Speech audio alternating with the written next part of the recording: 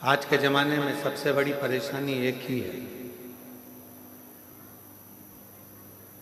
कि लोग जगत के गुरुओं के पास तो जाते हैं पर घर में बैठे हुए माता पिता रूपी गुरु का सम्मान नहीं कर पाते।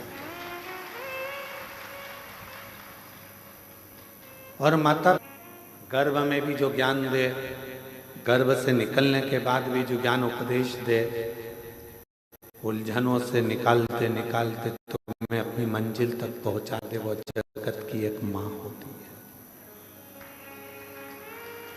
एक माँ, एक पिता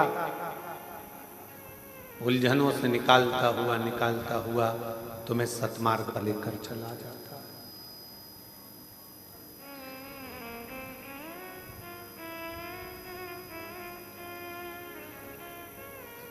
कई लोग कहते हैं कि बताओ, उनकी बहू ने हमारे पाँव नहीं छुए, उनकी बहू ने हमारे पाँव नहीं पड़े, चरण प्रणाम नहीं करा। जेठ के पाँव छूना है थोड़ा दूरी से, चरण का स्पर्श नहीं होना चाहिए। नंदोई के पाँव छूना है, चरण यहाँ है, थोड़ा दूरी से, चरण का स्पर्श नहीं होना चाहिए।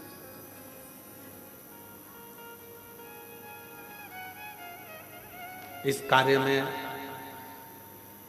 मैं राजपूतानाओं को, राजपूतों की घर की बहुओं को बहुत बहुत साधुवाद देना चाहूंगा। इस कार्य को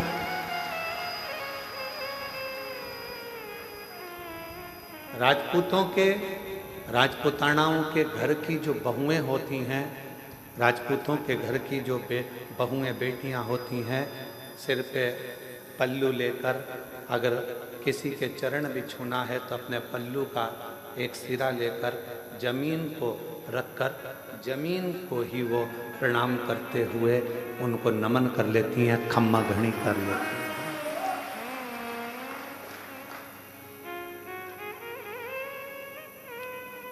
उन्होंने जमीन को हाथ लगाया, खम्मा घणी करा, प्रणाम करा, नमन करा।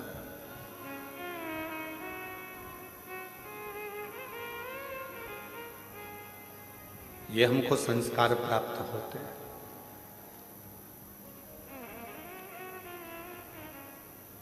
कितना भी विद्वान कोई पुरुष क्यों ना हो, कोई संत, साधु, सन्यासी, तपस्वी, साधक, उपासक, कितना भी विद्वान क्यों ना हो, उसको भी प्रणाम करना है तो थोड़ा दूरी से, चरण का स्पर्श नहीं होना चाहिए।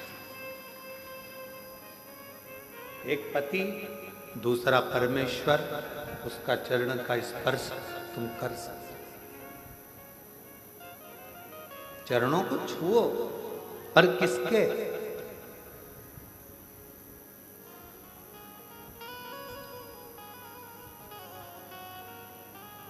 एक मेरे देव अधिदेव महादेव के मंदिर में पहुंचो, मेरे शंकर की चौखट पर जाओ, शिव जी के द्वार पर जाओ, तो शंकर भगवान का अगर मौका लगे आप लोगों को, अगर कहीं ऐसा शिव कृपा कर दे और शंकर जी की करुणा से अगर मौका लग जाए तो शिवलिंग का स्पर्श, जलाधारी का स्पर्श, और अगर नहीं मौका मिलता, किसी किसी मंदिर में जल चढ़ाने का भी मौका नहीं मिलता, किसी किसी मंदिर में जल चढ़ाने के लिए भी अंदर नहीं जाने देते, कोई बात नहीं, मन के हृदय में शिव को बिठाओ और भक्ति का जल अपने मन से चढ़ाओ, शिव उसको भी स्वीकार कर।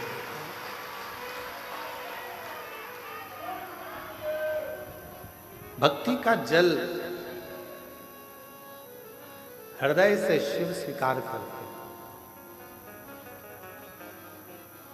और यदि भक्ति नहीं है तो फिर वो तुम्हारा जल चढ़ाना व्यर्थ।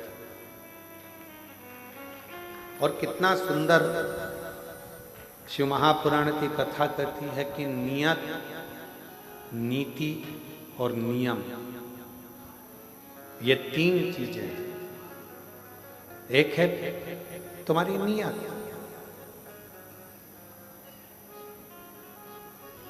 दूसरे नंबर पर है नियम, और तीसरे नंबर पर है नीति।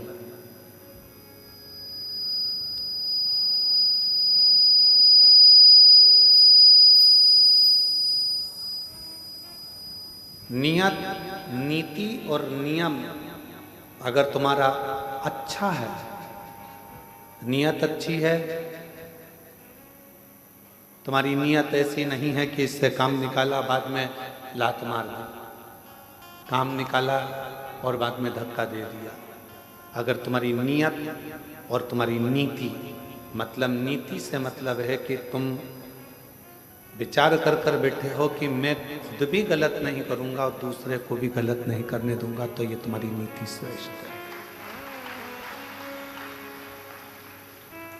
एक नियत को श्रेष्ठ रखिए, दूसरा नीति को श्रेष्ठ रखिए और तीसरा नियम। अपने जीवन में एक नियम अवश्य, मुझे शंकर जी के मंदिर जाना है, एक लोटा जल चढ़ाना है, भगवान शिव के मंदिर जाना है, शिव की आराधना करना है, शिव की अर्चना करना है, शिव की चाकरी करना है, ये तुम्हारा नियम। भला हो बुरा हो जैसा भी हो, मेरा पति तो मेरा देवता है। तुमने नियम बना लिया कि मैं अपने पति के रोज चरण छूंगी, मैं अपने घर के बुजुर्ग का, घर के बड़ों का रोज चरण छूंगी। कोई एक नियम, पक्षी को दाना देने से लेकर चींटी को थोड़ा सा अन्न का भाग देना, पक्षी को दाना देना, मछली को दाना देना, गौ माता को रोटी देना, कुत्ता की रोटी निकालना, या अपने दरवाजे पर आए हुए अतिथि का सत्कार करना।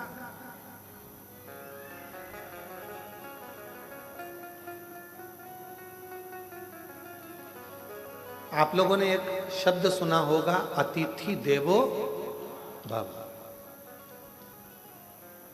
क्या कभी आप लोगों ने विचार करा कि हमारे यहाँ अतिथि को भगवान का दर्जा दिया गया है?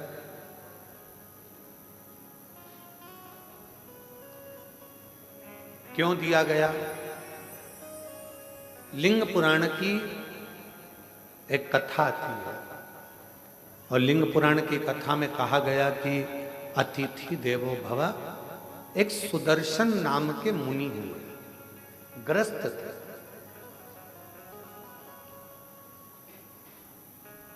और सुदर्शन मुनि ग्रस्त आश्रम में रहने वाले अपनी पत्नी, अपने बच्चों के साथ अपना जीवन आनंद के साथ जीते थे। आप जितने बैठे हो, जितने भी यहाँ पर पुरुष बैठे हुए हैं, जितने भी पुरुष टीवी पर कथा सुन रहे हैं, मोबाइल पर सुन रहे हैं, या इस कथा के पंडाल में बैठकर कथा सुन रहे हैं, जितने भी कथा सुन रहे हैं, तुम भी एक मुनि हो, तुम भी कोई साधारण व्यक्ति नहीं हो। घर में रहने वाला भी एक संत होता है, घर में रहने वाला भी एक मुनि होता है, घर में रहने वाला भी एक ऋषि होता है। इसलिए उसको ग्रस्त मुनि कहा गया है, ग्रस्त ऋषि कहा गया है, ग्रस्त संत। एक ग्रस्त संत। ये जितने पुरुष बैठे हैं अपनी अपनी धर्म पत्नियों के साथ में, या अन्य आए हुए बांधव जितने भी बैठे हुए हैं, जितने पुरुषगण बैठे हैं, आप सब संत हो, ग्रस्त संत, ग्रस्त साधु, ग्रस्त सन्यासी, ग्रस्त तपस्वी।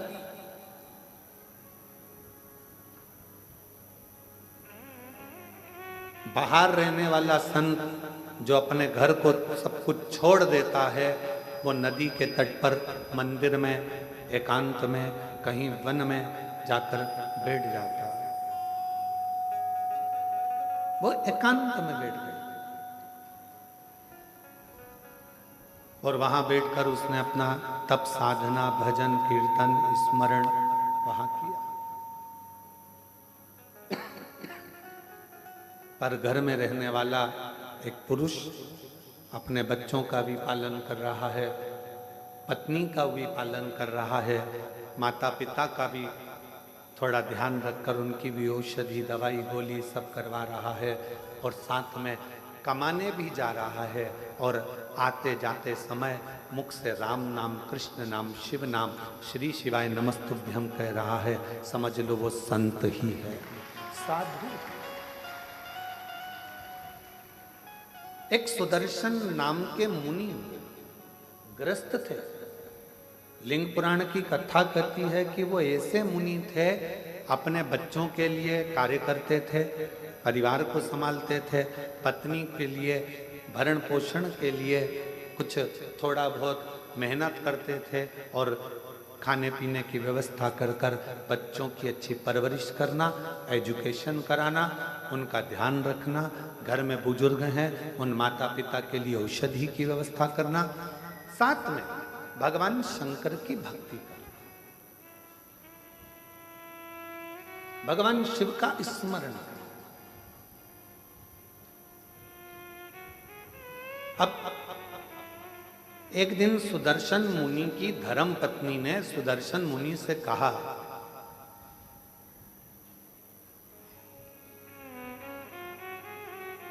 कि मैं बच्चों में व्यस्त रहती हूं, बच्चों की परवरिश में व्यस्त रहती हूं, मैं भगवान के मंदिर नहीं जा पाती हूं, भगवान का भजन नहीं कर पाती हूं, कोई सरल सा तरीका बता दो जिससे मुझे शिव मिल जाए, शंकर भगवान का दर्शन हो जाए, इसका कोई सरल तरीका मुझे बताओ। अब तीनों चीजें जुड़ रही है यहां, नियत भी ठीक है सुदर्शन मुनि की पत्नी की, नीति भी ठीक है कि मुझे किसी का बुरा नहीं करना है, मैं सत्मार्ग पर चलूं, और नियम अपने पति से पूछ रही है कोई ऐसा बता दो कि मुझे मेरे शंकर भगवान का दर्शन हो, ऐसा नियम बता।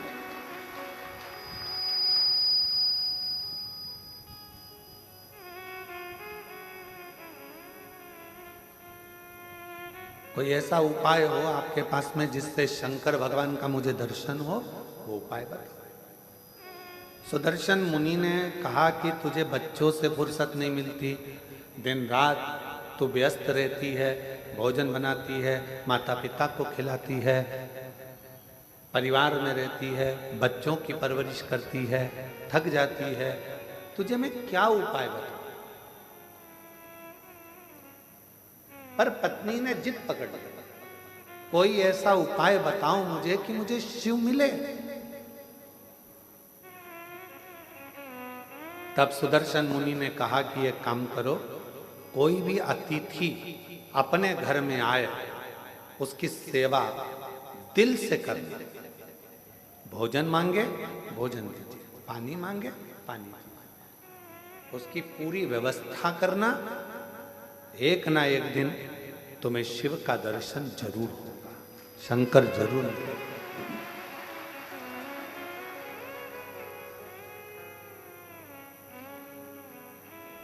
मेरे बच्चे, परिवार, बुजुर्ग, पति, ये सब भी तो घर के अंतर्गत हैं। अब इनके लिए तो कहा, अगर घर में अतिथि आया हुआ है, मेहमान आया हुआ है, अतिथि का यदि तुम सत्कार कर रही हो, सम्मान कर रही हो, तो उसमें सब कुछ समाया, सब कुछ। माता पिता भी उसमें समाहित हैं, बच्चे भी उसमें समाहित हैं, सर्वस्वता उसमें समाहित है, आप सेवा करो, ठीक है।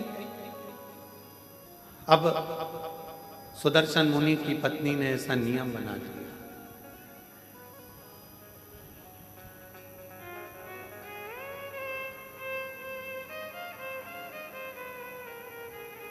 सुदर्शन मुनि की पत्नी ने ऐसा नियम बना लिया कि अब घर में कोई भी अतिथि आए उसका सम्मान करती है, उसका आदर करती है, उसका सत्कार करती है।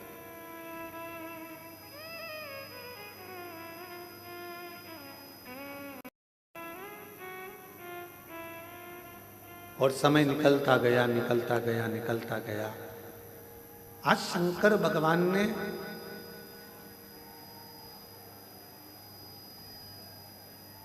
एलईडी बंद है क्या कि आवाज नहीं आ रही है?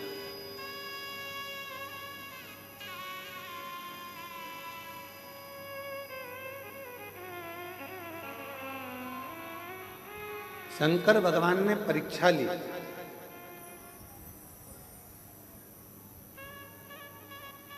और सुदर्शन मुनि की परीक्षा लेने के लिए शिव जी अपनी धर्म पत्नी को बोल कर गए पार्वती जी को कि आज मैं एक गृहस्थ संत की पत्नी की परीक्षा लेने के लिए जा रहा हूं।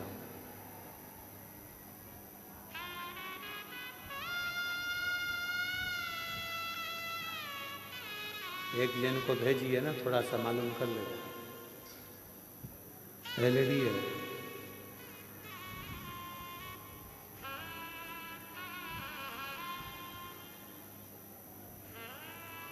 आज मैं जाकर एक गृहस्थ मुनि की, एक गृहस्थ संत की पत्नी की परीक्षा लेकर आ गया। और भगवान शंकर जाने लगे तो पार्वती जी ने उनको रोका। आप जा तो रहे हो,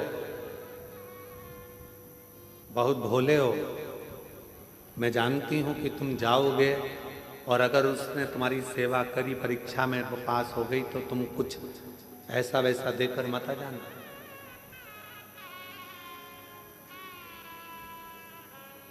तुम कुछ ऐसा वैसा देकर मत आ जाना। तुम जा तो रहे हो, मना नहीं है, पर थोड़ी सावधानी रखना। जिस पत्नी का पति बहुत भोला होता है ना, पत्नी अगर मायके भी लेकर जाती है तो साथ लेकर जाती है, शादी में भी जाती है तो साथ जाती है। जिस पत्नी का पति बहुत भोला होता है तो पत्नी को उससे भय लगा रहता है कि ये कहीं कुछ बोल ना दे, ये कुछ कहीं दे ना दे, ये कुछ प्रदान ना कर दे, ये कुछ ऐसा ना कर दे। उसके सोचना पड़ता, उसे बहुत सोचना, बहुत।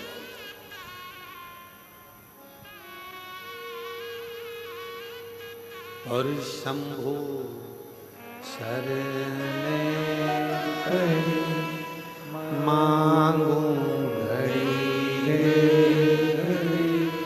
दुख काटो दया करी न दर्शन हो।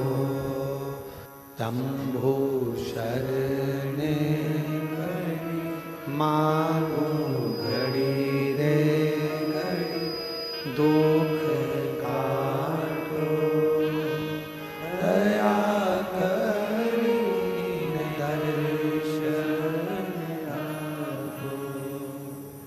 अब पार्वती जी को चिंता लगी कि तुम भोले स्वभाव के हो, तुम्हारा नाम ही भोला है। तुम भोले स्वभाव के हो, तुम्हारा नाम ही भोला है। कहीं तुम उनकी परीक्षा में पास होकर कुछ ऐसा वैसा देकर मत आ जाना जैसा तुमने भस्मासुर को दिया था। एक कंगन भस्मासुर ने तुमसे मांग लिया था और तुमने अपने हाथ का कंगन निकाल कर उसको दे दिया था और कहा कि इसको पहन ले, जिस पे हाथ रखेगा वो भस्म हो जाएगा, और वो तुम्हारे ही पीछे पड़ गए। प्रैक्टिकल तुम पर कर रहा था।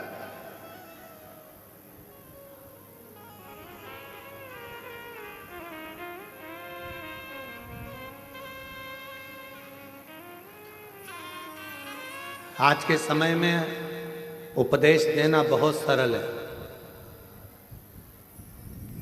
गूगल पर सर्च करना, यूट्यूब पर निकालना, ढेर सारे मोटिवेशन स्पीच देने वाले मिल जाएंगे।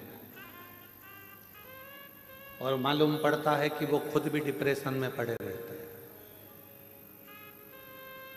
आज के समय में उपदेश देना सरल है, पर उस उपदेश को अपने ऊपर धारण करना दुनिया का सबसे कठिन काम।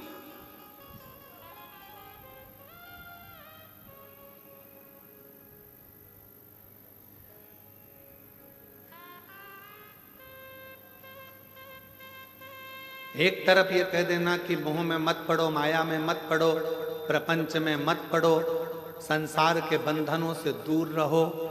दूसरी तरफ अपने मोबाइल पर देखते रहना कि अपनी कितने फॉलोवर्स जुड़े हैं, अंदाजा लगा कट्ठी। यदि आप संत हैं, साधु हैं, सन्यासी हैं, तपस्वी हैं, साधक हैं, उपासक हैं, तो फिर आपको विरक्ति का भाव आना चाहिए, आपके अंदर कामक्ति का नहीं। कितना जुड़ा, कितना प्राप्त हुआ, कितना लिया, कितना दिया, कितना करा, उससे मतलब।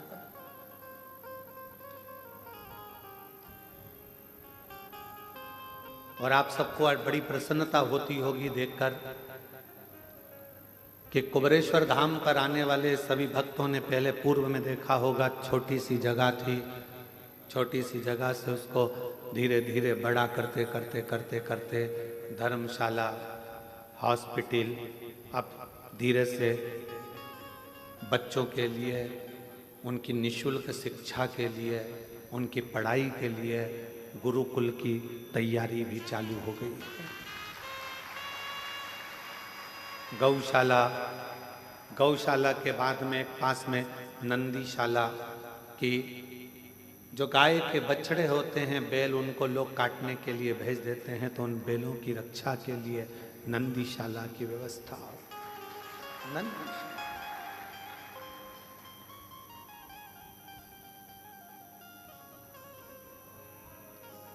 एक हॉस्पिटल की रचना शायद 15-20 दिन के अंदर उसकी भी शुरुआत आप लोग एलईडीओं के माध्यम से, आस्था चैनल के माध्यम से देख रहे होंगे। जो यात्री आते हैं उनको कोई तकलीफ ना हो, उनको कोई कष्ट ना हो, उनका निःशुल्क सारा इलाज हो सके, उनके लिए हॉस्पिटल की रचना करिए। भोजनशाला आप देखते होंगे निरंतर रोज, अभी तो आप लोग लाखों की संख्या में आए हो तो बड़ा भोजनशाला चल रहा है, नहीं तो निरंतर 35 से 40 हजार यात्री शिव भक्त रोज सुबह 10 बजे से लेकर शाम को 4 बजे तक भोजन ग्रहण करते हैं लगातार। फिर शाम को बाबा की आरती होकर खिचड़ी प्रसाद ग्रहण करते हैं। अभी ये कथा बाबा के इस पावन ग्राउंड में हो रही है, प्रांगण में हो रही है। ये पूरा प्रांगण तो आप लोगों की पार्किंग आदि की व्यवस्था के लिए है। इसी के ठीक पीछे जहाँ कथा होती थी वहाँ बहुत बड़ा एक इस टेंट का नहीं, बड़ा लोहे का एक शेड बन रहा है जिसमें लाखों भक्त एक साथ बैठकर आराम से कथा सुनते।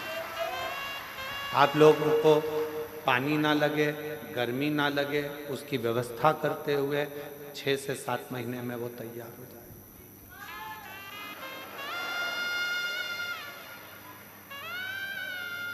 होम्योपैथिक औषधि केंद्र, आयुर्वेदिक औषधि केंद्र और सारी व्यवस्था कुबेरेश्वर धाम पर आप लोगों को निःशुल्क मिल सके, उसकी पूरी तैयारी यहाँ करी जाए।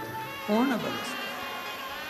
लड़की की शादी हो, सूचना दो सीहोर, हमारी बेटी की शादी करना है, 25 लोग लड़के वाले, 25 लोग लड़की वाले आए।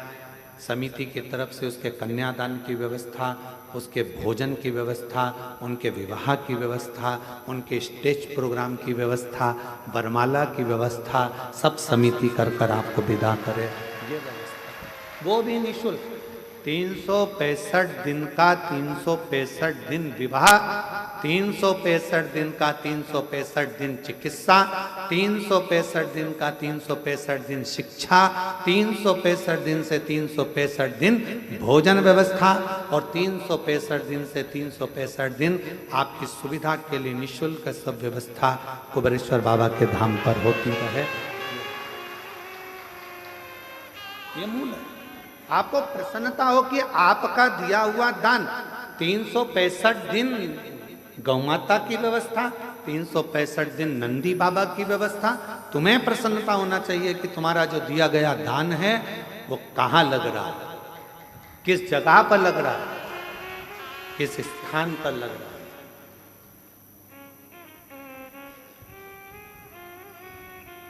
और तो और जो बच्चे पढ़ने में होशियार हैं और फीस जमा नहीं कर पाते तो उनके फीस की व्यवस्था भी विठलेश सेवा समिति पूरे भारत में कर रही है, केवल मध्य प्रदेश नहीं, पूरा भारत। कोई भी प्रदेश होता है, सूचना मिलती है, उसकी व्यवस्था करी जाए। शिव है, तेरा तुझको अर्पण, तेरा है तुझे समर्पित। हमारी माता ने तो हमको जन्म दिया था तो हमारे पास में बिछाने के लिए, हमारी माँ के पास में गोदड़ी भी नहीं थी।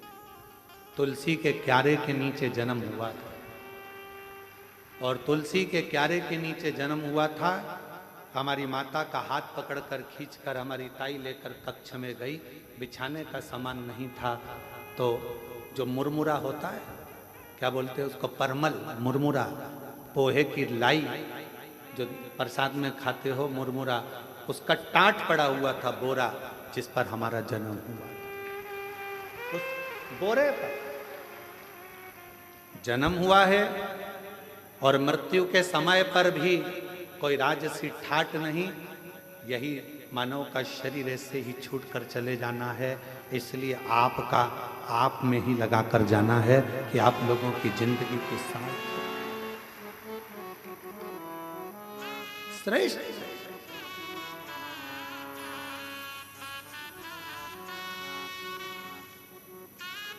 चलाने को विठलेश सेवा समिति तो रेलवे स्टेशन से कुबेरेश्वर धाम तक बसें भी निःशुल्क चला देते, पर गरीब ऑटो वालों का पेट कैसे भराएगा, उनका भोजन कैसे रह पाएगा, उसका ध्यान रखिए। उनका भरण पोषण कैसे हो। स्टेशन पर ट्रेन आए, जब यहाँ से गाड़ियाँ भेज दी जाए, बसें भेज दिया जाए, चालू हो जाए, परंतु उनका पेट कैसे भरा, 2 रोटी उनको भी मिले, उसका स्मरण रखा।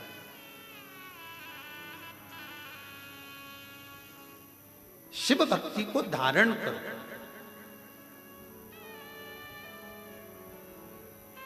नियत अच्छी रखना, नीति अच्छी रखना, और नियम अच्छे रखना। फिर दुनिया चाहे गाली दे, अपशब्द कहे, ताना दे, आड़ा टेढ़ा बोले, उससे मतलब आपकी नीति ठीक है ना, आपका नियत ठीक है ना, आपका नियम ठीक है ना, फिर नहीं सोच, फिर बिल्कुल विचार नहीं करना अपना।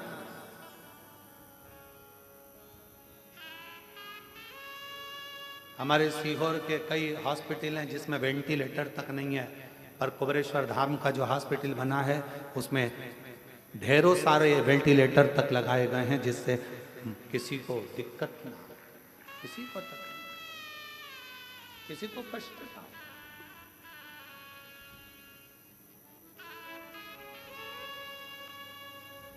शिव शिव है, ओगड़दानी ओगड़दानी शंभु है, शंकर। और कितनी बड़ी कृपा मेरे कुबेर भंडारी की होगी कि एक रसीद कट्टे की एक बुक लेकर आज तक समिति का कोई कार्यकर्ता ना कभी सीहोर गया और ना किसी के गांव गया कि तुम दान देना। समिति के कार्यकर्ता केवल कुबेरेश्वर धाम पर आने वालों को और शिव पुराण में आने वाले भक्तों के लिए छूट रहती है। जिसका मन हो दे, ना मन हो कोई बात नहीं, भजन करो, स्मरण करो।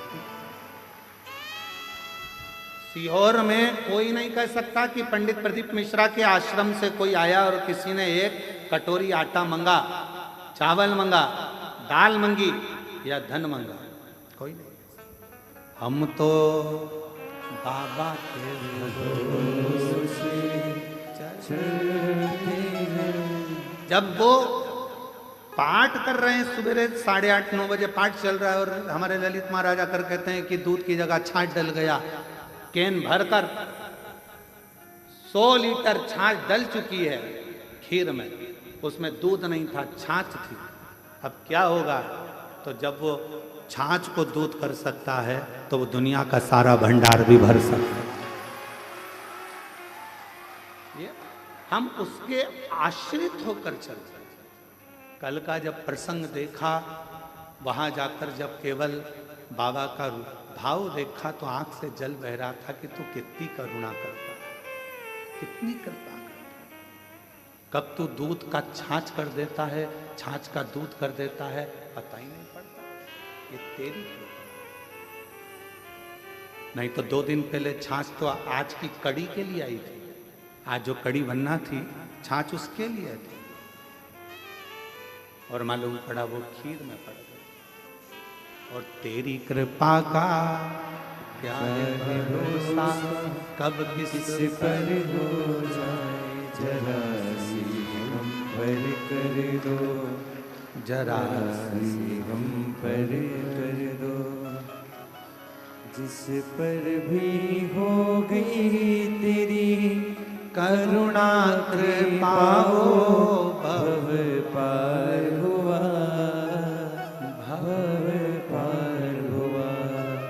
पापी हो चाहे जितना, उसका भी बाबा उद्धार हुआ, उद्धार हुआ। गिद्ध अजामिल गणिका जैसे तेरे मन को भा, जरा सी हम पर कर दो, जरा सी हम पर कर दो। तेरी कृपा का क्या है भरोसा, कब किस पर हो जाए, जरा सी हम पर कर दो, हो जरा सी हम पर कर दो। अपनी नीति सही रखना, अपनी नीयत सही रखना और अपना नियम सही रखना, फिर दुनिया कुछ भी कहे, आग लगे बस्ती में, अपन रहो मस्ती में। अगर नीति सही है, नियम सही है और नियत सही है तो फिर परमात्मा भी साथ देता है, फिर परमात्मा भी साथ देता है। सुदर्शन मुनि की धर्म पत्नी ने कहा कि मैं मुझे नियम तो नियम भेजा, अतिथि देवो, अतिथि का सत्कार शिव मिलेगा इसमें, क्यों नहीं? आप कोई भी एक नियम तो पकड़ो, शंकर भगवान को मिलने में देरी नहीं लगेगी। आप पकड़ो एक नियम, ठीक है, अतिथि सत्कार का नियम पकड़ा, और अतिथि सत्कार का नियम जो पकड़ा, ऐसे नियम में डूब गई कि शंकर भगवान परीक्षा लेने चले तो पार्वती जी ने कहा कि तुम भोले हो, दे मत आना कुछ।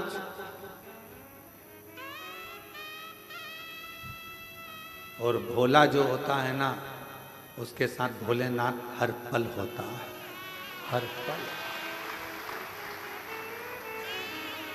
कुछ दे मत आना, ठीक है, अब मुझे जाने तो दे। पत्नी ने, माता पार्वती ने प्रसन्न चित्त से अपने पति को भेजा। एक दरिद्र का वेश बनाकर, बड़ा तन पर कपड़े फटे हैं, भिक्षुक का वेश बनाकर आवाज लगाई सुदर्शन मुनि के दरवाजे पर, माता भिक्षाम दे, भूख लगी, कुछ भाग मिले मुझे तो अच्छा है। सुदर्शन मुनि की पत्नी ने दरवाजा खोला।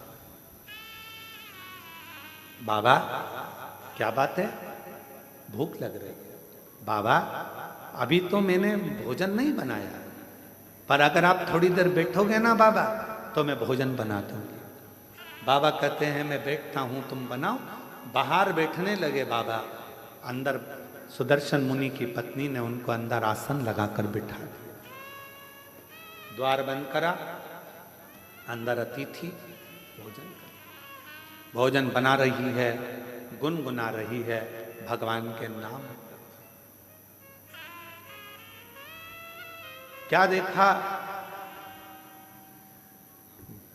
भोजन बनकर तैयार हुआ, इसमें एक रोटी बनकर अलग रखा दी गई है। किसकी रोटी है? गाय, रोटी अलग रखा। खूब हंसे भोलेनाथ, खूब डट के हंसे। गुस्सा आया थोड़ा सा सुदर्शन मुनि की पत्नी को कि हमारे घर भोजन करने आए और तुम हंस रहे हो। क्यों? सुदर्शन मुनि के दरवाजे पर बैठे हुए अतिथि के रूप में भोलेनाथ ने कहा कि धन्य है देवी, आप धन्य हैं। माँ, आपने जो रोटी मेरे लिए बनाई उसकी साइज इतनी बड़ी है, और जो गाय के लिए रोटी बनाई वो इतनी सी।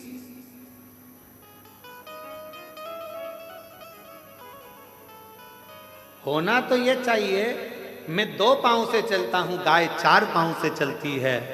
मेरा शरीर छोटा है, गाय का शरीर बड़ा है, तो मेरी रोटी से बड़ी तो गाय की रोटी होना चाहिए। पर संसार के लोगों ने अपनी रोटी से छोटी रोटी गाय की कर दी है। बोलो, ये गलती केवल सुदर्शन मुनि की पत्नी से नहीं, अपने घर में भी होती है।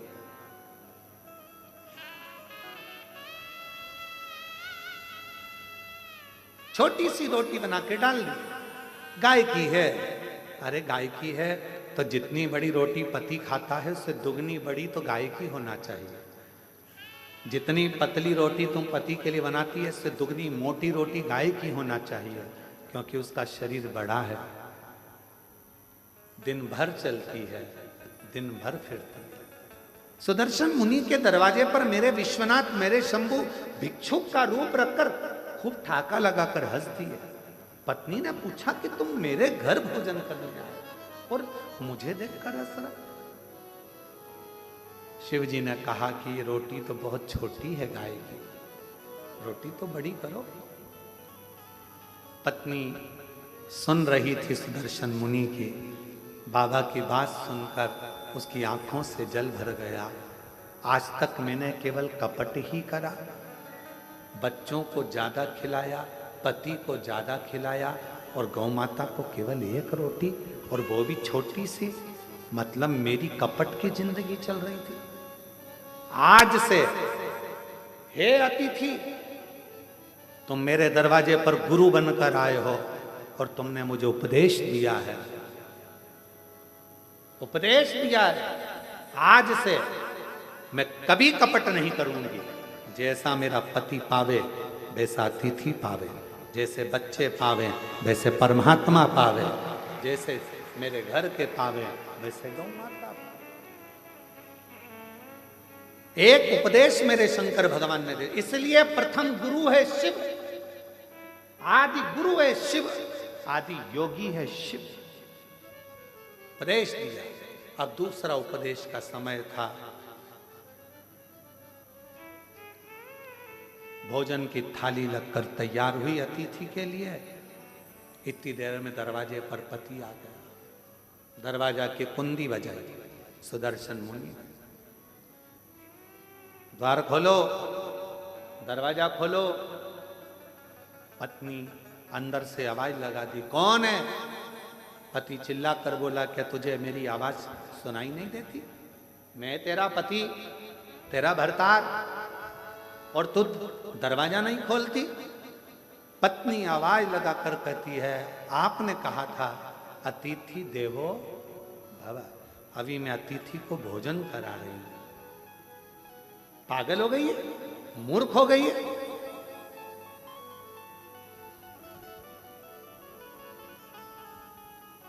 ना जाने किसको घर के अंदर बिठा कर रखा है, कोई चोरी कर कर चले जाएगा, बाहर निकाल उसको, दरवाजा खोल।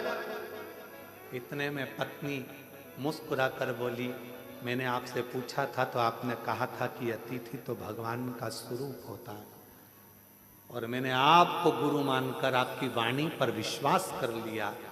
अब तो मैं दरवाजा तभी खोलूंगी जब अतिथि का भोजन हो जाएगा, प्रणाम कर लूंगी, वो विदा होगा, तब मैं द्वार खोलूंगी। तो मैं द्वार खोलूं। शिव ने पूर्ण परीक्षा ली। आज मेरे शंकर भगवान निकलते ही नहीं घर से बाहर। लाओ जरा एक गिलास दूध और लाओ, जाओ। सुदर्शन मुनि की पत्नी दूध का गिलास भर दिया। अब बोले, बाबा मेरे झोले में जो कपड़े रखे हैं वो सारे चल चल के गंदे हो गए। माँ धो दोगी? माँ कपड़े धो रही, 1 घंटा कपड़े धोने में हो। अब बाबा बोले कि मेरे को पानी पीना है, पानी नहीं। फिर थोड़ी देर बाद बोले खाना ज्यादा हो गया, मेरा मन कर रहा है 1-2 घंटा आराम कर लो। बाबा सो गया। फिर थोड़ी देर बाद बोले अब मेरा मन हो रहा है जाने का। इसको तो खुशी नहीं हुई, पर दरवाजे के बाहर जो बैठा था सुदर्शन मुनि, उसको प्रसन्नता हुई, अब दरवाजा खुलेगा। जिस गुरु ने उपदेश दिया था वही डिप्रेशन में पड़ा था, टेंशन। अब द्वार खुलेगा।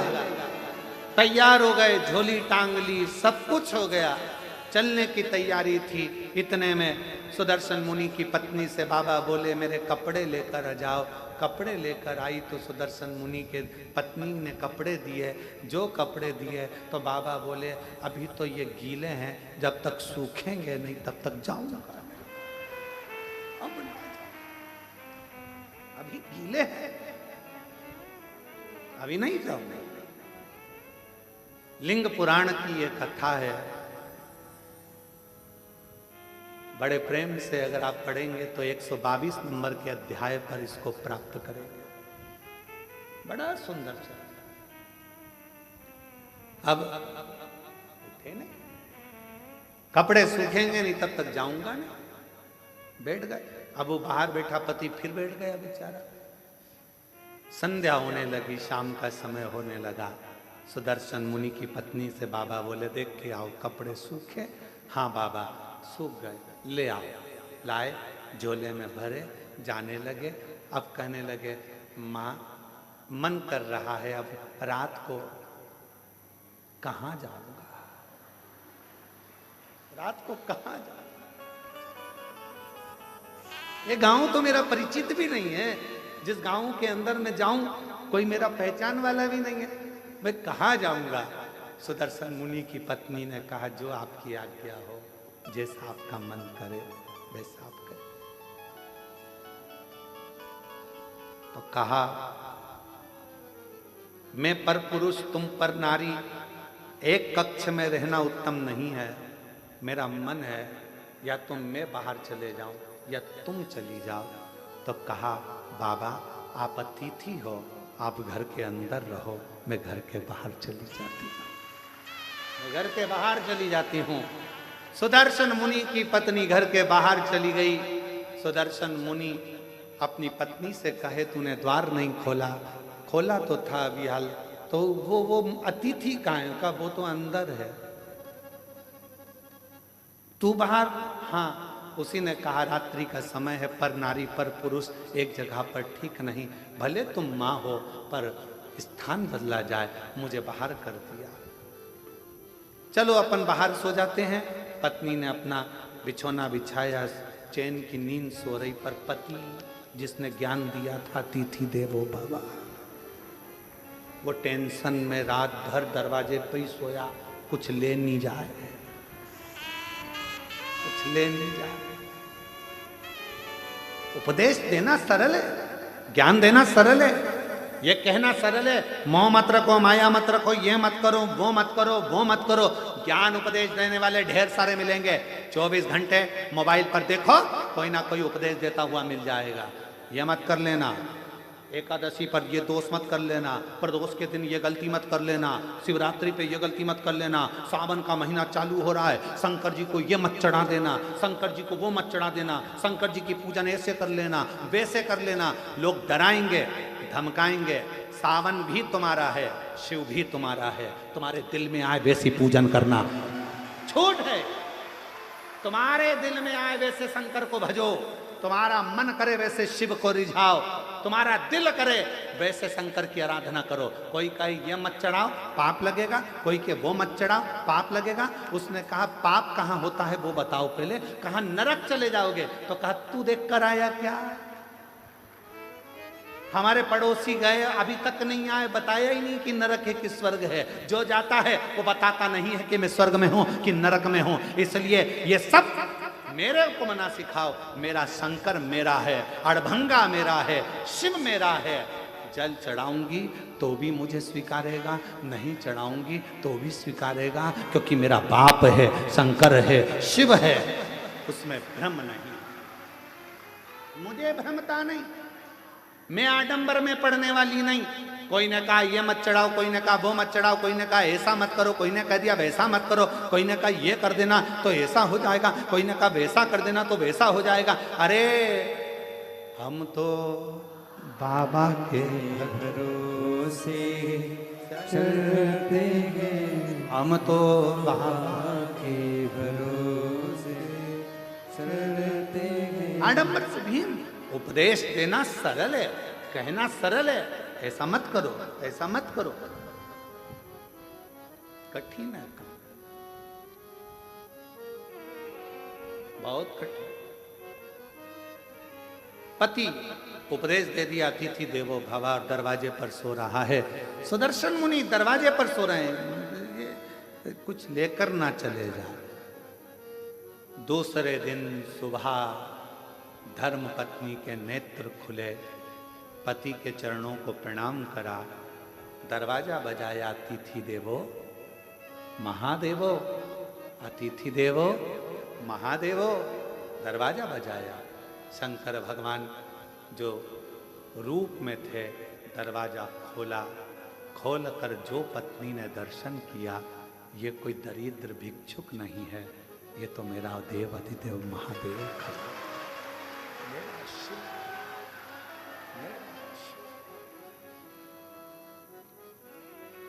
क्या देखा? अंदर झांक कर पत्नी ने देखा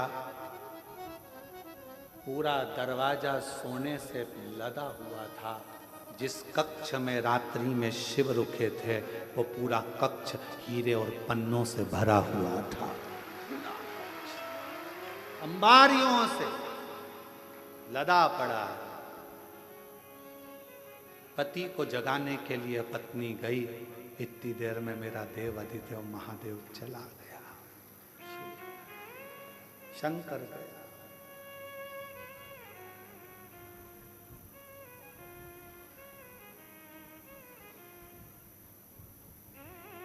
पत्नी ने पति के चरण पकड़ लिए। आपने कहा था अतिथि की सेवा करना, शंकर का दर्शन हो जाएगा, आपके बराबर दुनिया में कोई गुरु नहीं मिलेगा। आपके कहने पर मैंने अतिथि की सेवा करी और वास्तव में मुझे शिव का दर्शन हो गया, शिव का दर्शन।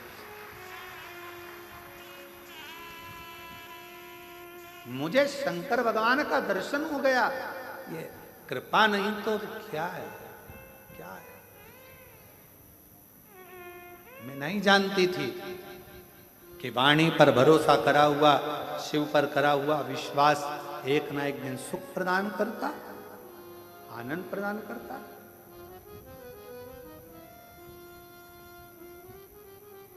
और देख लिया संसार हमने देख लिया, सब मतलब के यार हमने देख लिया। झूठे नाते झूठे रिश्ते, झूठे नाते झूठे रिश्ते, अरे झूठा है संसार हमने देख लिया, सब मतलब के यार हमने देख लिया। अतिथि देवो भव, ये संबोधन गलत नहीं है। ये हमारे लिंग पुराण से, शिव पुराण से, नर्मदा पुराण का ये संबोधन है कि अतिथि देवो भव। अतिथि का सम्मान अगर दिल से करा जाए तो वो शिव का ही एक अंश माना जाए। यहाँ पर काशी वाले चतुर्वेदी जी आज आए हैं। कहाँ?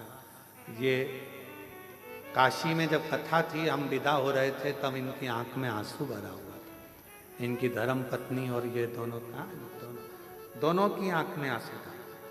और हमने पूछा, हम जा रहे हैं इसलिए रो रहे हो क्या?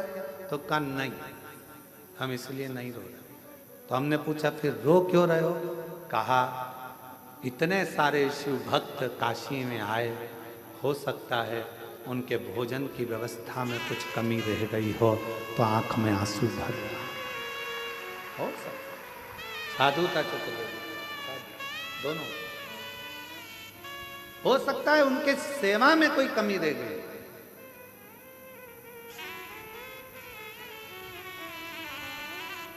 उनकी सेवा में कोई कमी हो। महाराज कुबेरेश्वर धाम पर भोजन व्यवस्था चलती है। हम हमेशा जब भी कथा कर कर सीहोर आते हैं तो अपने शिव भक्तों से, सेवादारों से एक ही बात कहते हैं कि सबको भरपेट भोजन मिले, किसी से ऊंची आवाज में बात ना करें, किसी को अपशब्द ना कहें, किसी को ताना ना दें, किसी को आड़ा टेढ़ा ना बोलें, जो हो वो प्रेम से खिलाओ, पर किसी से कोई शब्द ऊंची आवाज में ना बोला जाए, क्योंकि अतिथि देवो भव, भगवान शिव का एक बुजुर्ग है, बूढ़ा है, जवान है, बच्चे हैं, बीमार है, अच्छा है, जैसा भी है, मेरे बाबा का बेटा बेटी इस धाम में आता है, उसका सत्कार पूरा करो, उसका सत्कार पूरा करो, उसको कोई कमी नहीं रहना चाहिए।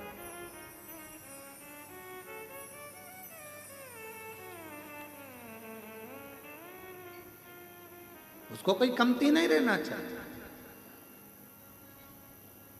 ये आपके लिए नहीं आए हैं, ये मेरे देव अधिदेव महादेव के लिए आए हैं, मेरे शंकर के लिए।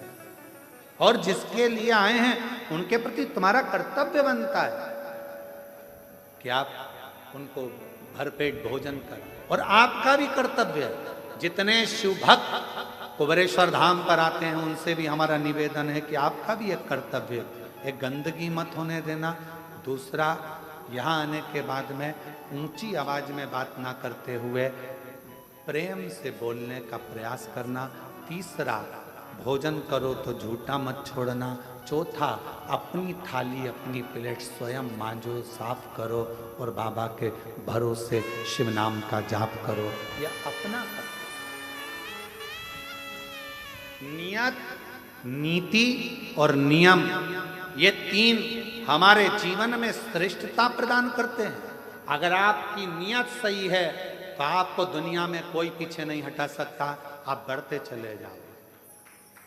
आपका नीति सही है, आप जगत कल्याण की बात करते हो, जगत उद्धार की बात करते हो, उसमें कोई आपका कोई विशेष आपके लिए कोई आवक का स्रोत ना सोचा जाए। आप तो केवल नीति के अनुसार कार्य करिए, नियत से, अच्छी नियत से कार्य करिए और नियम से काम करो। जिंदगी की सफलता आपके पास होगी, आपके पास होगी। अच्छा एक बात बताओ, बहुत लंबा रास्ता है, बहुत लंबा रास्ता है, बहुत ऊंचा रास्ता है, बहुत लंबा रास्ता है। इस रास्ते को काटना है तो सबसे ज्यादा जरूरी चीज क्या है?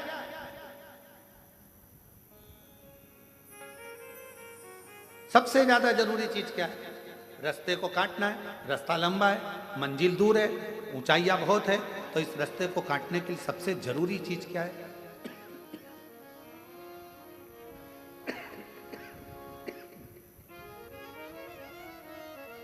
सबसे जरूरी है दो चीजें। एक, आपका विश्वास, और दूसरा, जिस रास्ते पर चल रहे हो उस पे चलने के लिए तुम्हारे पांव की मजबूती। विश्वास, मजबूती। रास्ता कितना भी लंबा हो, पांव मजबूत हैं तो कितनी भी लंबी रास्ता हो वो तुम्हारे कदमों में होगा और तुम मंजिल तक पहुंच कर दिए।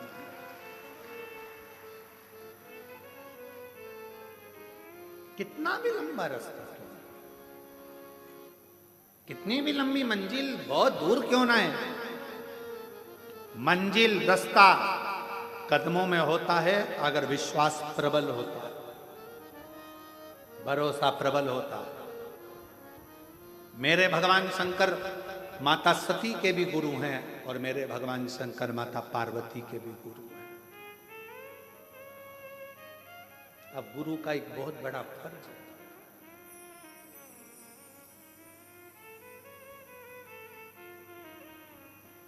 जितने चेलों को गुरु मंत्र मिलता है जितने चेलों को गुरु गुरु मंत्र देता है, अगर वो चेला कोई गलत काम करता है तो सबसे ज्यादा चेले को कम गुरु को भोगना पड़ता है। किसको भोगना पड़ता है? गुरु को। क्योंकि उसने मंत्र दिया है, उसने जन्म दिया है दूसरा। इसलिए गुरु दीक्षा देने वाला गुरु अपने शिष्य को पहले परखता है। क्यों साहब, कितने साल कथा सुनी, कहां कहां सुनी, किस किस पंडाल में सुनी, सेवा करी, कथा सुनने के लिए गए थे? हाँ, हम बैठे थे पंडाल में, कथा सुनी। मैं 4 साल से टीवी पर सुन रही हूँ। गुरु देख लेता है। ये जो शंकर की भजन, ये मेरे से गुरु मंत्र लेने नहीं, शिव का मंत्र लेने के लिए आई है, शिव का मंत्र लेने के लिए आया है। अगर इसने कथा में दिल लगा लिया, इसने पूरा भरोसा यदि शंकर पर कर लिया, तो इसने अगर गुरु मंत्र ले लिया तो एक दिन ये शंकर के चरणों में जरूर पहुंचेगा। सती ने भी शिव को गुरु माना है और पार्वती जी ने भी शिव को गुरु माना। अब इनके विकार, इनके भीतर जो विकार उत्पन्न हो जाए, मालूम पड़े इनके भीतर थोड़ा क्रोध आ जाए, इनके भीतर थोड़ी अहंता आ जाए, इनके भीतर थोड़ी अभिमत्ता, कितना माता सती के मन में आ गया था ना, मैं दक्ष प्रजापति की बेटी सती,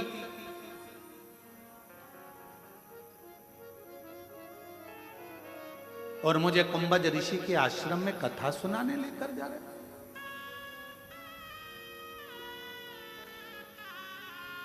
विवाह के बाद तो लोगों को कहां जाना चाहिए और लोग कहां जा रहे हैं? आप कहां लेकर जा रहे हो मेरे को? कितना सुंदर कहा है,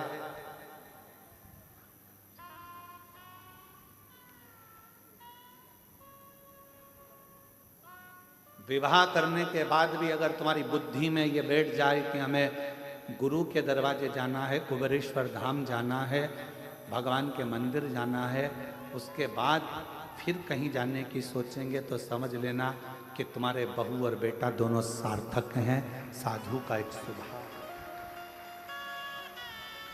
सार्थकता है, साधुता है।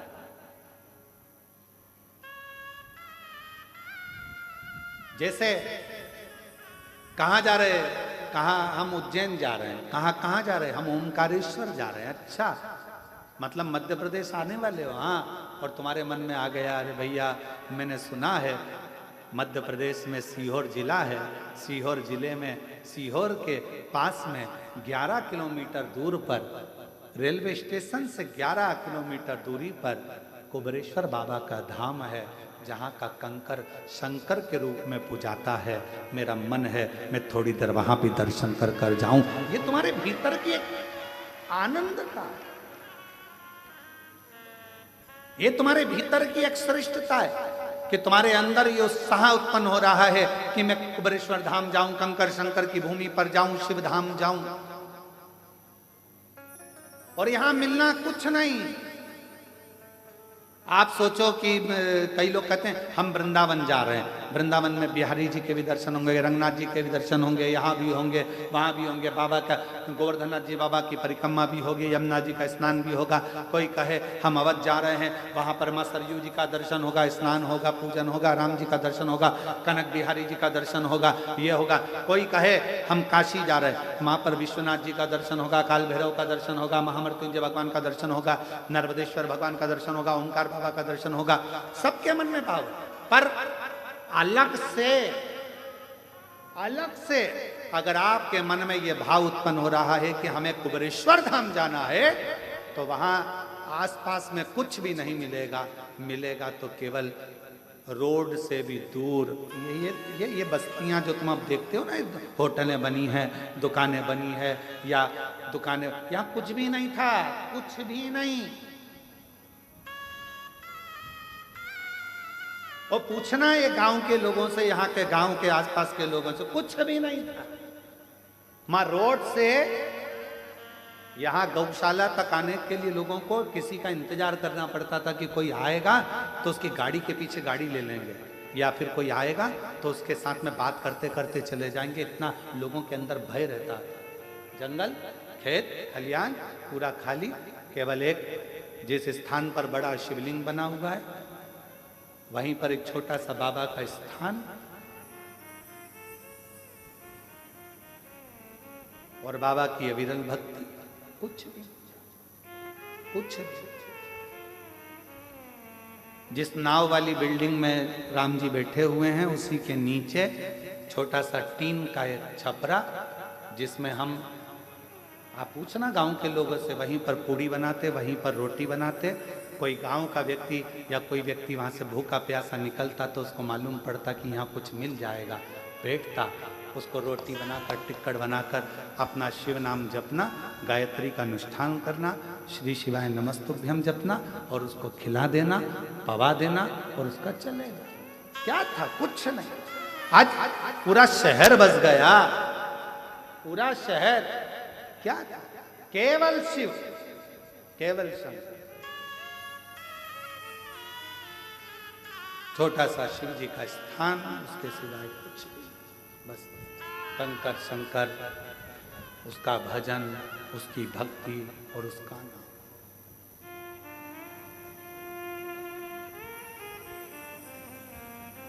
कई लोग कहते हैं गुरुजी आपने वृंदावन नहीं चुना, कल हमारे चतुर्वेदी कह रहे थे कि वृंदावन नहीं चुना, अयोध्या नहीं चुना, उज्जैन नहीं चुना, आपको यही जगह चुनी जहां पर बिल्कुल एकांत अलग साइड में। हमने कहा हम नहीं चुनते, उसने हमको सीहोर के लिए चुना तो जगह भी तो वही चुनेगा। चुनने वाला वो है, सब बनाने वाला वो है, करने वाला वो है। आप और हम तो केवल एक निमित्त मात्र हैं, केवल निमित्त। शरीर मिलाए, अच्छा कर्म करिए, शरीर चला जाएगा। लोग याद करें ना करें, पर इतना तो करेंगे कि कुबेरेश्वर धाम में आकर एक लोटा जल चढ़ाकर भगवान की अविरल भक्ति को धारण करें।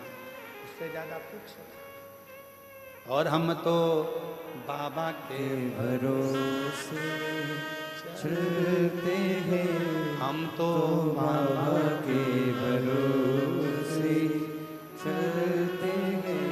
ये दुनिया वाले जलते हैं, ये दुनिया वाले जलते हैं, डमरू वाले के भरोसे चलते हैं, काशी वाले के भरोसे चलते हैं, सीहोर वाले के भरोसे चलते हैं। इस भूमि पर आने के बाद अगर आपने दिल से एक स्थान पर बैठकर 108 बार श्री शिवाय नमस्तुभ्यम मंत्र का जाप किया, बाबा से प्रार्थना करी, 5 कंकर बीन कर पूजन करी, 1 कंकर साथ ले गए, बाबा से विनय कर कर रुद्राक्ष मांगा, ले गए। जो कामना कर कर आए हो, मेरा विश्वास कहता है 3 महीने में बाबा वापिस बुला लेगा।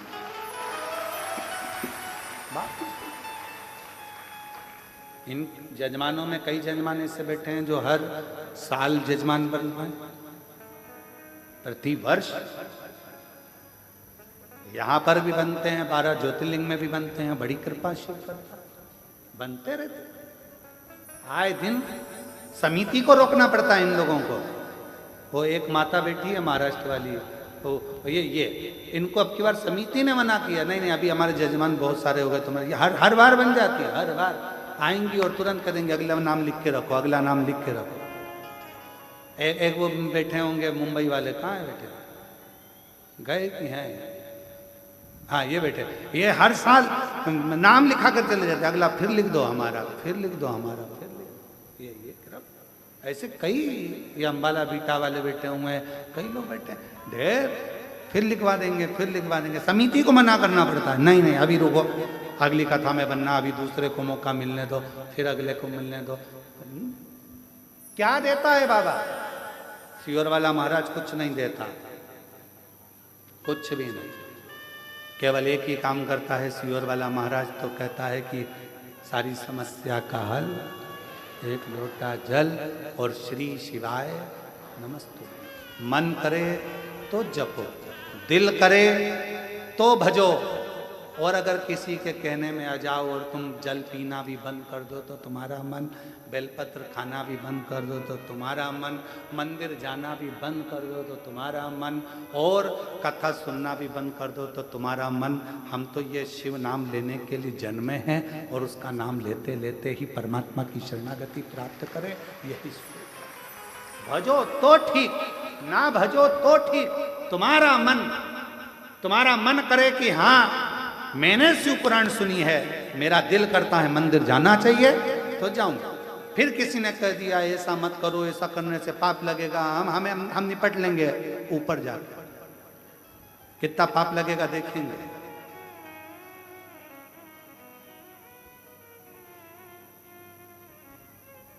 शायद भारत की भूमि पर जितना विरोध किसी पुराण का नहीं हुआ होगा, उतना विरोध शिव महापुराण का हुआ है।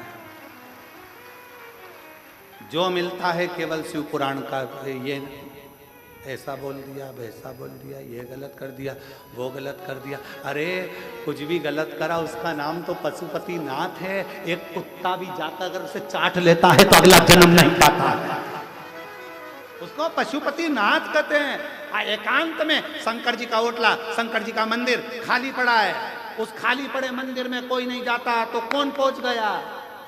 कुत्ता। कौन पहुंच गया? गाय। कौन पहुंच गया? पशु पक्षी जानवर जीव सांप बिच्छू सब उस मंदिर के अंदर होंगे, शंकर जी से चिपके रहेंगे, शिवलिंग से चिपके रहेंगे। चीता शिवलिंग के पास, चींटी शिवलिंग के पास।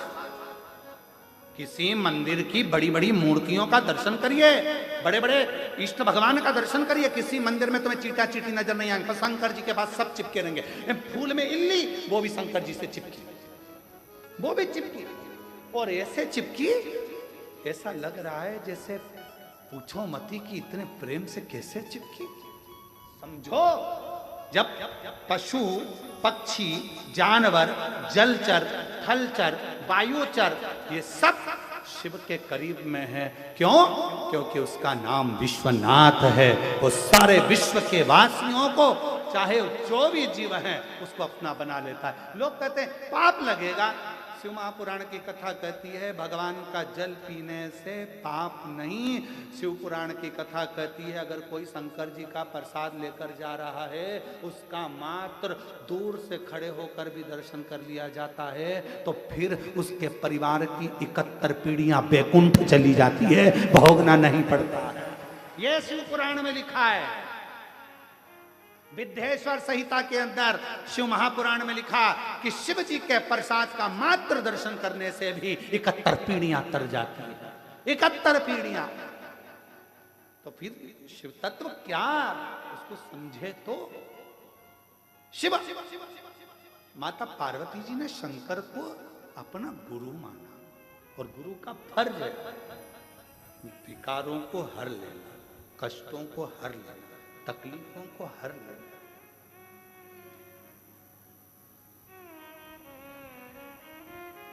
एक कथा आती है, दारूका नाम का एक असुर,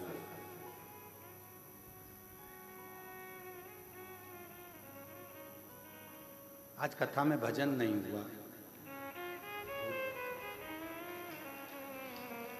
भजन थोड़ी देर से लेते हैं, अब कथा चालू हुई है तो थोड़ा विचार। एक दारूका नाम का असुर, ठीक है, नींद तो नहीं आ रही है ना?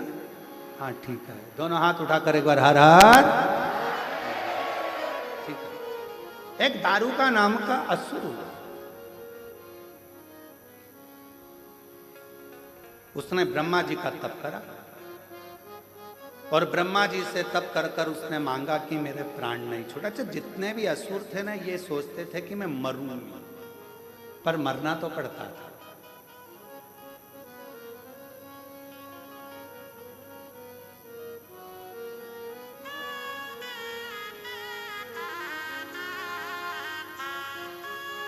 जो दवाई तुम खाते हो, जो टेबलेट तुम खाते हो, बीपी की हो, चाहे शुगर की हो, चाहे थायराइड की हो, चाहे आँख की हो, कमर की हो, घुटना की हो, वो दवाई भी एक दिन एक्सपायर हो जाती है। बोलो सही है कि गलत है? इसलिए लेने से पहले देखना पड़ता है एक्सपायर डेट।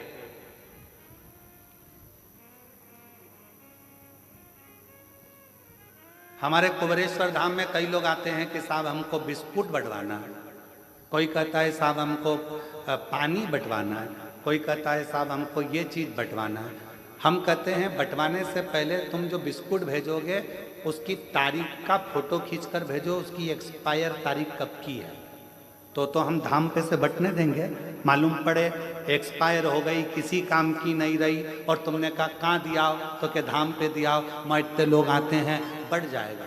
सीहोर कुबेरेश्वर धाम पर तो किसी के घर में अगर शादी में बूंदी लड्डू भी ज़्यादा बन जाते हैं, और अगर वो देना भी चाहें तो सीहोर कुबेरेश्वर धाम पर नहीं लिए जाते हैं। क्यों? यहाँ बाबा का धाम है। जो बाबा को भोग लगेगा, जो बाबा की प्रसादी बनेगी, भले रूखी बने, सूखी बने, खिचड़ी बने, जो मेरा कुबेर भंडारी खाएगा पाएगा वही उसका शिव भक्त पाएगा, उसके सिवा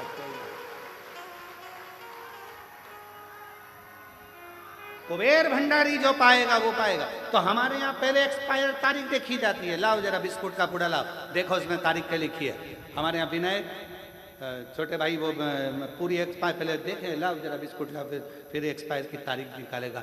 एक्सपायर ये खोखा बेकार हो गया, इसको भट्टी में डाल दो, चूल्हे में डाल दो, सब्जी बन रही है चूल्हे के अंदर डाल, ये किसी काम का। दवाई एक्सपायर हो जाती है, एक दिन तुम्हें जीवित रखने वाली दवाई भी एक्सपायर हो जाती है। शिव महापुराण की कथा कहती है दवाई एक्सपायर हो उससे पहले उसको खा लो, और तुम एक्सपायर हो उससे पहले शिव नाम गा लो, इससे बढ़कर सुख नहीं। भजन करो, स्मरण करो, कीर्तन करो। एक दारुक नाम का असुर, एक दारुक था, एक दारुका था। दारुका नाम का असुर ब्रह्मा जी से वर मांगा, मैं मरूं ना, मेरे प्राण ना छूटे, मेरे प्राण ना छूटे, मैं मरूं ना। ब्रह्मा जी ने कहा ये तो नहीं हो सकता, देखो भाई मरना तो पड़ेगा, और मेरे जीजा जी और मेरी जीजी जी, मेरी जीजी और मेरे जीजाओं, मेरी बेटियों बेटाओं, मेरी माताओं, मेरे भाई, मेरी बहन, मेरे बांधव, ध्यान रखना शरीर मनुष्य का मिला है। कहते हैं इस मानव शरीर को पाने के लिए तो देवता भी तरसते हैं, और इतना अच्छा कीमती शरीर मिला है। इस कीमती शरीर में खूब मेहनत करो, और खूब मेहनत के साथ में, परिश्रम के साथ में, विश्वास रखकर शिव की आराधना करो। एक ना एक दिन भगवान तुम्हें मंजिल तक पहुंचा देगा। कीमती है मानव देह, और मानव देह अनमोल रे, माटी में ना रोल रे। अब तो मिला है फिर ना मिलेगा, कभी नहीं कभी नहीं कभी नहीं रे। मनुष्य जन्म अनमोल रे, माटी में ना मोल रे। अब तो मिला है फिर ना मिलेगा, कभी नहीं कभी नहीं कभी नहीं। ये मानव का शरीर मिला, बड़ा कीमती है, इसको समझो।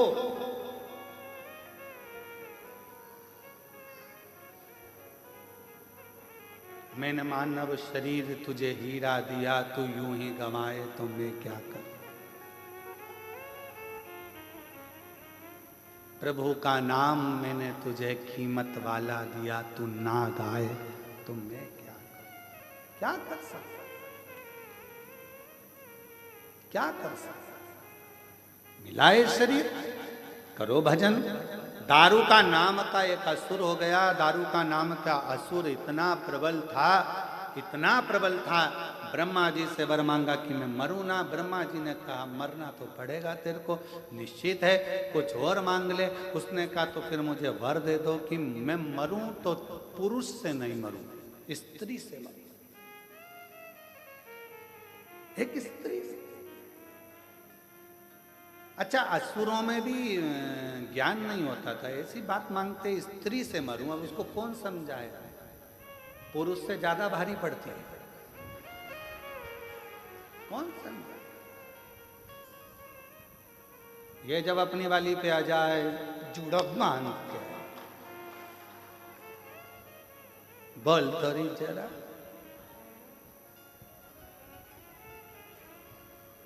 फिर बोल। अब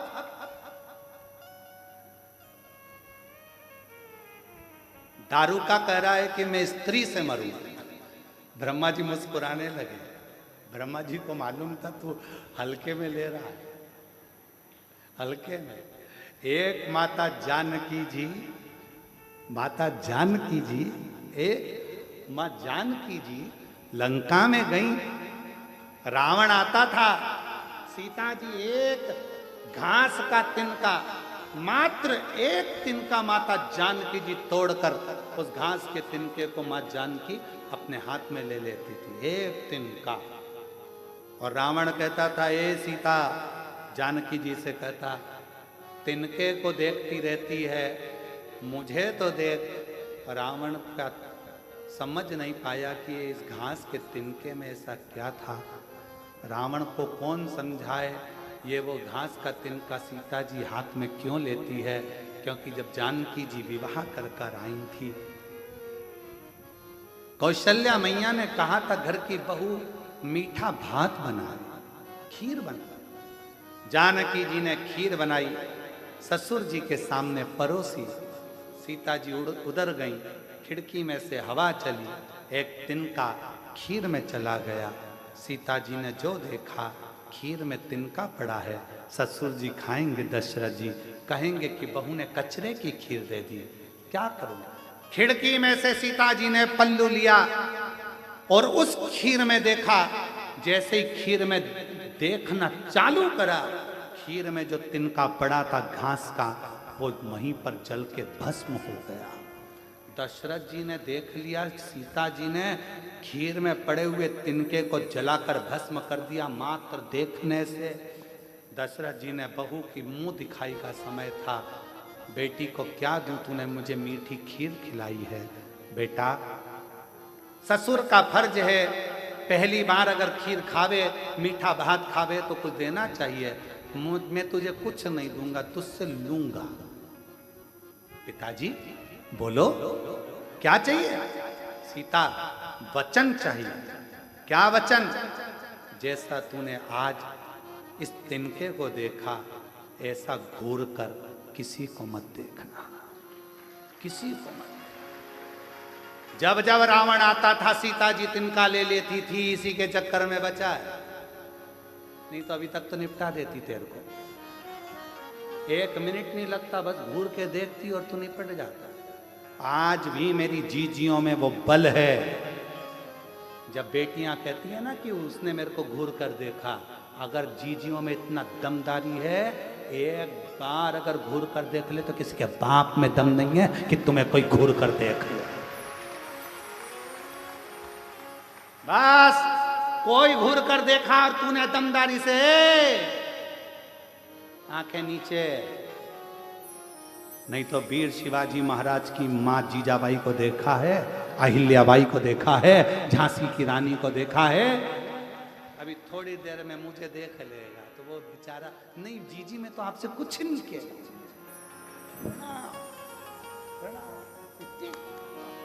नेत्र में इतना बल है, देखो कथा। दारू का कह रहा है कि मुझे वर दो, मैं स्त्री से मरूं, स्त्री से, नारी से। ओहो, ब्रह्मा जी मुस्कुराने लगे, तू हल्के में ले रहा, मैं स्त्री के हाथ से। ठीक है, तथास्तु,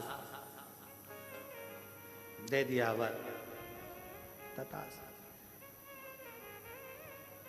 समय आया, बहुत उत्पात मचाया दारूका ने, इतना उत्पात मचाया कि देवता घबराकर शिव जी के पास आ गए। और भगवान शंकर तो समाधि में लीन थे। पुकारना, कर्पूर गौरम करुणावतारम संसार सारम भुजगेन्द्रहारम। ओम नमः शिवाय, ओम नमः शिवाय, नमः शिवाय, ओम करुणावतारं संसार सारं भुजगेन्द्रहारं। नमः शिवाय।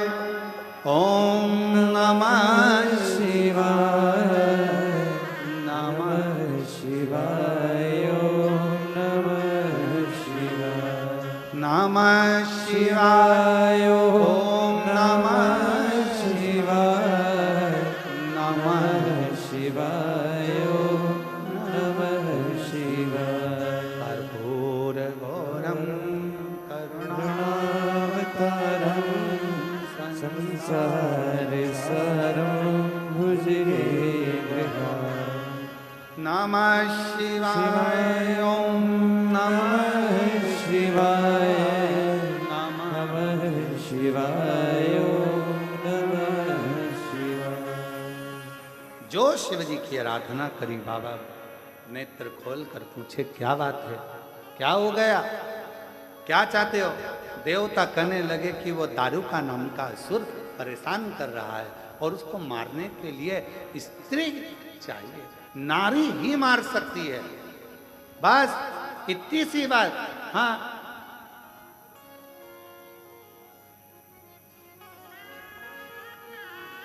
तो कौन मारेगा? लक्ष्मी जी से बोल दो। ना ना ना। ब्रह्माणी? ना ना ना। फिर कौन मारेगा? पार्वती। तो कहा पार्वती जी तो कभी इतनी बात भी नहीं करती, एकदम मौन रहती है, चुप रहती है, शांत रहती है। और फिर निवेदन है, जो ज़्यादा शांत रहता है, मौन रहता है, चुप रहता है, उसको हल्के में नहीं लेना चाहिए। वो है शांत, है मौन, चुप, पर फिर कभी कभी कभी कभी तेरे भक्त जनों पर माता भीड़ पड़ी है भारी और दानव दल पर टूट पड़ो मार करके सिंह सवार। सो सो सिंहों से तू बलशाली अष्ट भुजाओं वाली दुखियों के दुख डेली वार। फिर अपने वाले पर शांत है। अरे ये पार्वती तो बहुत मौन रहती हैं, चुप रहती हैं, शांत रहती हैं, ये क्रोध नहीं कर सकती, इनको नहीं आता। पार्वती मैया का नाम आया, शिव जी ने मना करा। शंकर भगवान जानते थे पार्वती जी का स्वभाव, क्योंकि ये महागौरी है, मां शीतला है, शांत का स्वरूप। पर बाबा से विनती करी तो बाबा ने कहा ठीक है, तुम चाहते हो दारूका मरे, तैयारी करो दारूका के मरने की। मरेगा, सब देखेंगे। शिव जी ने जो विष पिया था, कंठ में विष गया था, पार्वती जी ने नीचे नहीं उतरने दिया था, कंठ में बैठकर पार्वती जी ने विष को रोक लिया था। अंदर नहीं उतरने दूंगी, मेरा पति विष पिए, अंदर नहीं उतरने दूंगी। पार्वती जी ने विष को कंठ में बैठकर रोक लिया। अब शिवजी को लगता था हमेशा कि ये कब तक बैठी रहेगी, इसको निकालना तो पड़ेगा, एक बार प्रकट तो करना पड़ेगा। हर हर। और भगवान देवाधिदेव महादेव, मेरे विश्वनाथ भगवान ने, मेरे कुबेरेश्वर बाबा ने, मेरे महाकाल राजा ने पार्वती जी को निमंत्रण दिया। पार्वती कब तक कंठ में बैठी रहेगी, विष है, जहर है, तुझे भी तकलीफ होगी, बाहर निकल, प्रकट हो। निकलती नहीं, मां आती नहीं, आई। तब माता पार्वती जी के लिए शिव जी ने कहा, तेरे भक्त जनों पर माता भीड़ पड़ी है भारी दानव दल पर टूट पड़ो मार के सिंह सवारी। तब मां से कहा, तेरे भक्त दुखी हैं, तकलीफ में है, तेरी औलाद, तेरी संतान कष्ट में है। मां का हृदय पसीज गया, पसीज गया। मेरा बेटा दुखी है, मेरी बेटियां दुखी है। और जैसे ही सुना, पार्वती जी प्रकट हो। उस समय पर मां पार्वती पार्वती नहीं थी।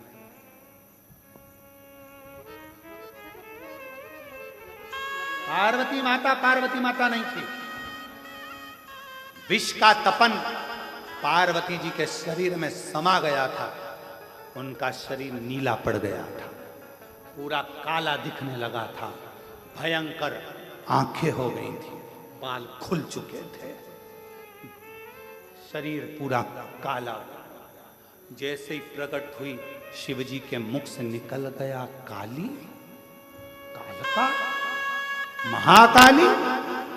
जो देखा भयंकर रूप देखकर भगवान देवादिदेव महादेव भी थकित रह गए, बैठे थे खड़े हो गए। कालका का रूप, काली का रूप। पार्वती जी ने कालका बनकर, काली बनकर पूछा, बोलो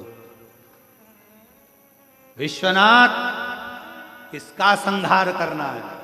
काली चली। एक दारू का है, राक्षस असुर है, परेशान, सबको कर मार दे। कालका गई। एक तो विष की तपन, ऊपर से शिव की शक्ति, तीसरा शिव जी ने कह दिया काली, हमेशा कहते थे गोरी, आज कह दिया काली।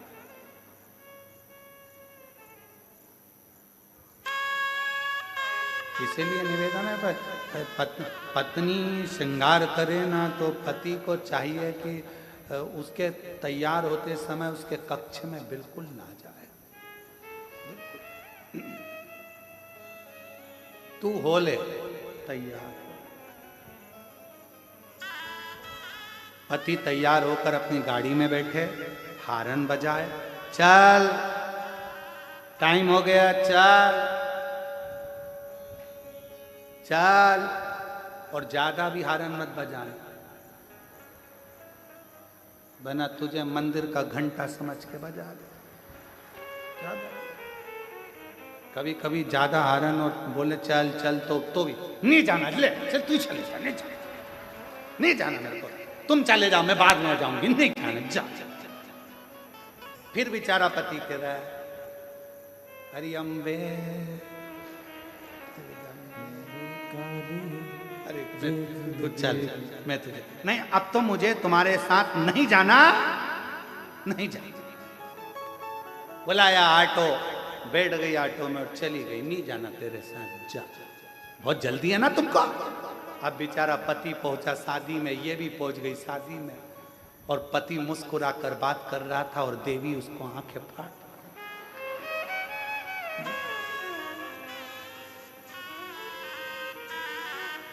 और अब आते समय पति ने पूछा भी नहीं कि चलेगी क्या, तो क्या तुम्हारे साथ चलूंगी। क्यों? क्योंकि उसको बदला लेना। अब गाड़ी में बैठ गई और बैठते से ही सब मालूम है मुझको, तुम्हारी अकल सब देखी ना, तुमको देख रही थी पूरी शादी में, कितना आंखें फाड़ फाड़ के देख रहे थे, कितने हंस हंस के बात कर रहे थे, बस मेरे लिए ही तुम्हारा मुंह गेंदा फूल हो जाता, बाकी के सबके लिए गुलाब का फूल। बोलती बोलती बोलती बोलती कब नमक चुराया आ गया, बोलते बोलते कब अपना घर आ गया। मान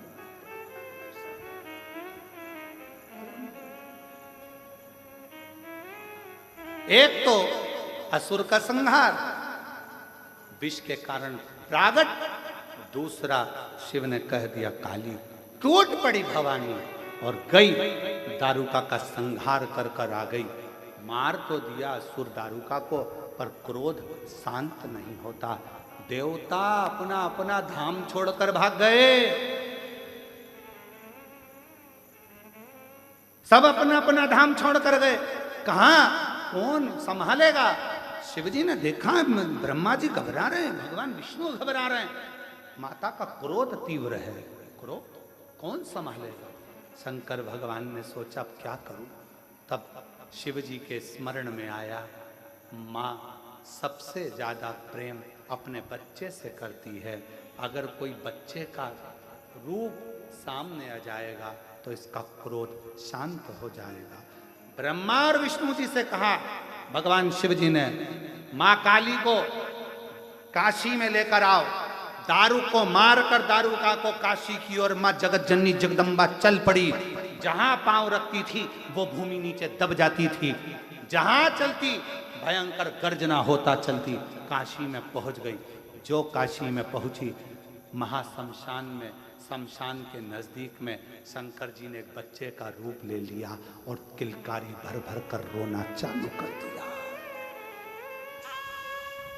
शंकर भगवान ने बच्चे का रूप लिया, बालक का रूप लेकर शिव जी ने रोना चालू करा। लिंग पुराण का 106 नंबर का अध्याय कहता है भगवान शंकर किलकारी भरकर रो रहे थे। रो रहे हैं, मेरे शिव छोटे से बच्चे का रूप धरकर रोने लगे। पार्वती मैया जैसे ही काशी में भ्रमण करती, शमशान में पहुंची, पांव रखते से ही बच्चे का और दृष्टि गई। और जो मां काली ने बच्चे को देखा, चीख कर आवाज लगाई, किस नारी की संतान है? यह बालक रो रहा है, कोई आता नहीं है। मां का वात्सल्यता झलक गया। बच्चे को गोदी में उठाया, भूखा लगता है। मां ने अपने स्तनों का पान कराना प्रारंभ कर दिया। जैसे ही माता ने स्तनों का पान कराया, शिव जी ने माता के क्रोध को दूध के रूप में खींच लिया। और शंकर भगवान ने दूध के रूप में जैसे ही क्रोध को खींचा, वो क्रोध खींचते से ही शंकर भगवान के 52 खंड हो गए। वो रुद्र के, भगवान शंकर के जैसे क्रोध को खींचा, खींचते से ही उस क्रोध को, उस काल को खींचते से ही 12 खंड हो गए। ऐसे 12 खंड, 12 भैरव, 52 खंड हो गए। वो 52 भैरव के रूप में आज भी काशी में विराजमान है। शिव जी ने पार्वती माता के क्रोध को दूध के रूप में खींच लिया था, क्षेत्र की रक्षा करने के लिए। इसलिए क्रोध शिव जी के रूप में प्रकट हो गया, क्षेत्रपाल काल भैरव के रूप में। शिव शिव है। शंकर भगवान को माता पार्वती ने गुरु तत्व में लिया है, तो गुरु अपने शिष्य का क्रोध भी खींचता है, गुरु अपने शिष्य का दुख भी खींचता है। गुरु कहता नहीं है कि मैं तुम्हारे को क्या करूंगा क्या ना करूंगा, बस गुरु के सामने जाकर खड़े हो जाओ, हाथ जोड़ विनय कर लिया, प्रणाम कर लिया, गुरु की दृष्टि पड़ गई, बहुत है। बोलना भी नहीं कि मेरे को तकलीफ है, बस देख लिया उसने। देखता ही जब है जब दुख को मिटाना होता, नहीं तो देखता ही नहीं है गुरु किसी को, देखेगा ही नहीं। कहीं कृपा की न हो जो आदत तुम्हारी, तो सुनी ही रहती अदालत तुम्हारी।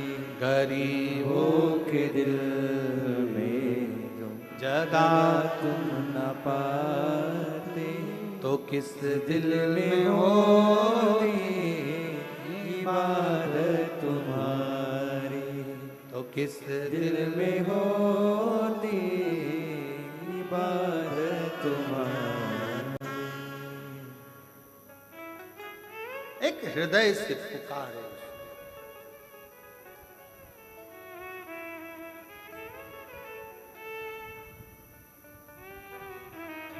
बस उसको याद करना। ओ डमरू वाले आजा, तेरी याद सताए, मेरा ये भरोसा कहीं टूट न जाए। ओ डमरू वाले आजा, तेरी याद सताए, मेरा ये भरोसा कहीं टूट न जाए। छुपा कहाँ हो भोले बाबा, ओ डमरू वाले आजा, सब गाइए, याद सताए, मेरा ये भरोसा कहीं टूट न जाए।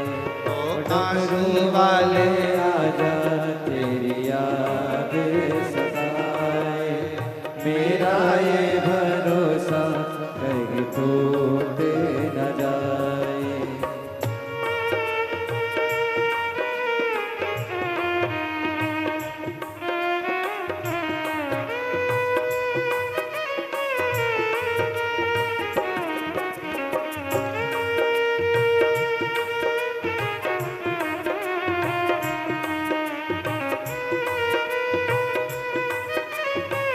शंभो